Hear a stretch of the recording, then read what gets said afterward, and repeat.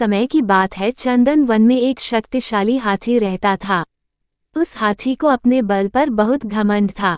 वह जिस रास्ते से जाता है वहां सभी जानवरों को ड्रंकता धमाका और वनों के पेड़ पौधों को बिना वास के नष्ट कर देता है, उधम मचाता रहता है।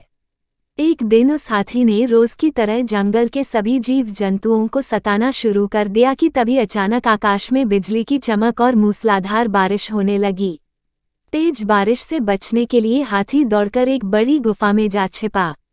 गुफा के अंदर एक छोटी सी चींटी भी थी। उसे देखते ही हाथी मुर्गे ने लगा लिया।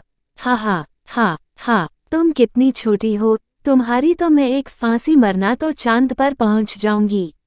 मुझे देखो, मैं चाहूं तो पूरे पहाड़ को हिला दूं। तुम्हारा जीवन तो अलग है। छोटी सी चींटी ने हाथी को घमंड ना करने को सामा, पर हाथी अपनी सेना के पागल में चोर था। वो लगातार चींटी का मजाक उड़ा रही थी और चींटी को डराने के लिए अपनी पैर पटकने लगा। हाथी ऐसा कर रहा था कि उसी बाहर से धड़ाम की गोलियां आई। पैर पटकने की वजह से एक बड़ा सा पत्थर की गुफा पर आ गिरा। अब हाथी के बच्चे उड़ गए। वो पत्थर हटाने के लिए आगे बढ़ाए गए, पर अपनी पूरी ताकत लगाकर भी वो पत्थर को टीएस से मास नहीं कर पाया।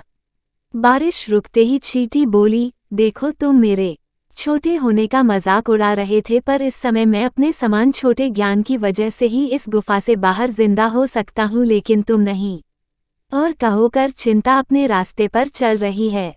कुछ समय बाद चींटी जंगल में जाकर अन्य हाथियों को बुलाती है और सब मिलकर गुफा के दरवाजे पर गिर पत्थर हटा देते हैं और उस हाथी को गुफा के बाहर निकाल देते हैं। हाथी ही चींटी से अपने व्यवहार के लिए क्षमा मांगता है और अपने प्राण के लिए धन्यवाद देता है। इस घटना से हाथी को ये समझ में आता है कि सारी बातें जानवरों के साथ मिलजुल कर रहने में ही लगती हैं, और उस दिन के बाद वो कभी भी किसी जीव को नहीं मिला।